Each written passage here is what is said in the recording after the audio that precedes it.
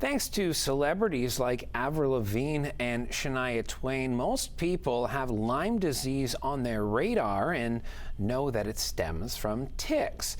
But for some reason, it seems that this year in particular, there are more tick warnings than ever before. So is it just the media capitalizing on these celebrity stories, or is there actually more risk out there?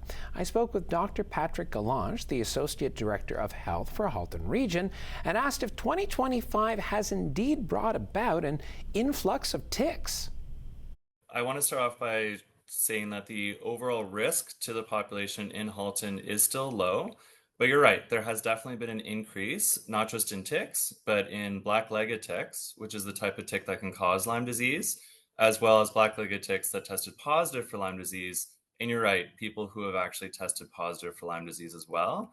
So to put some numbers to it, when we do our tick surveillance, the percentage of ticks that tested positive for Lyme disease this year was 37%, or almost 38% actually, which is up from 27% the year before, up from 17% the year before that, and up from 7% the year before that. And if you actually look at the number of people who have developed Lyme disease, this year or last year we're sitting at around 42 people. The year before that was about 50, so around the same.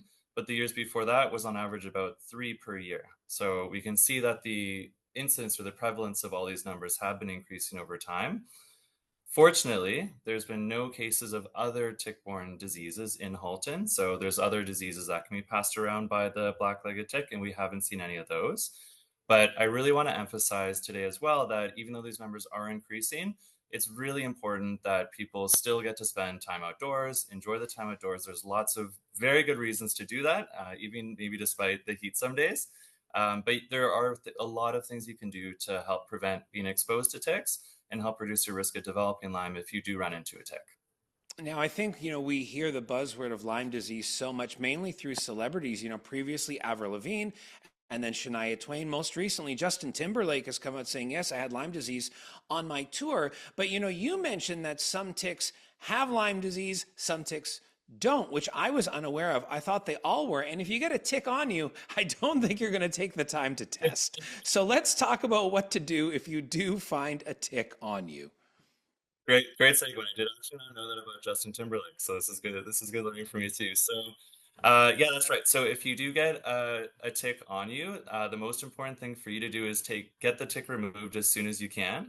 So in order for a tick that is infected with Lyme disease to be able to pass Lyme disease on to you, it needs to be attached for at least 24 hours. So if you're able to get that tick off early and before it gets what we call engorged, where it gets bigger, then that's when you can really prevent yourself from developing Lyme from it. There is a special way to get rid of the tick properly, though. So we have a lot of information on our halton.ca website, but just to kind of summarize it, if you use a fine, sharp needle driver or tweezers, and you place it really close to the tick head where it's close to your skin, and then just pull with a lot of steady pressure upward away from you without squeezing too hard, because you might worry about crushing the tick or twisting it, and then just remove it in a smooth motion. And then you, of course, clean the area afterwards with soap and water.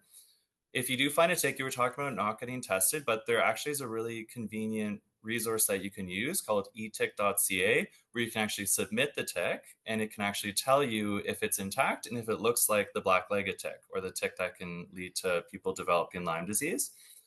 If you are exposed to a tick, you remove the tick, you're like, I don't know how long it's been attached, because how it's hard to tell sometimes, right? Especially if you're outside all day long.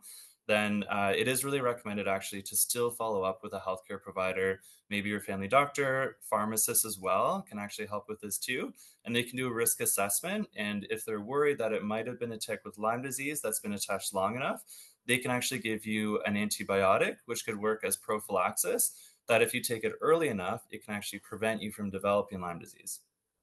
All right. So all of that is great if you do get the tick. But I think a lot of people are worried right now. And you also did say, hey, it's important. Still get outside. Still enjoy the outdoors. So in regards to that, are there certain things that we can do as people who do like to experience the summer, which albeit very short in Canada, that can help prevent the ticks, grabbing onto us?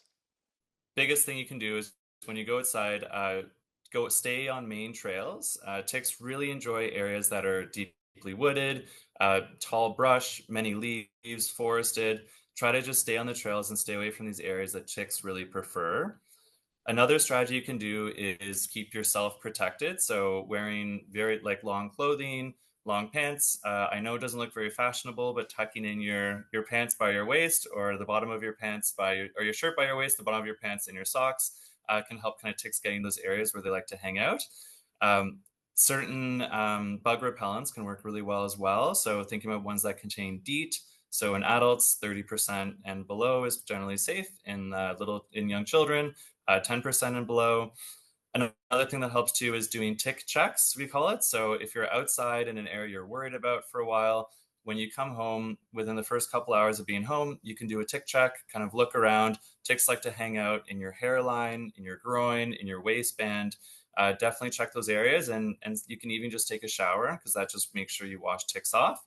And another thing as well is make sure you do tick checks on your pets as well. So dogs love to play in tall brush, just like people do, and they can also pick up ticks and bring them home in your house. So just make sure you do a little tick check on your pet as well.